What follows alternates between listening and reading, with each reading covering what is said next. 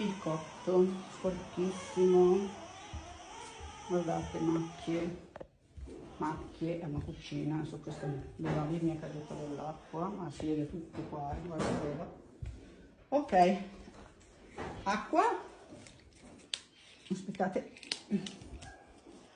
vi faccio vedere la dose, se no mi dite su dopo. Acido tamponato, ecco, 1 litro.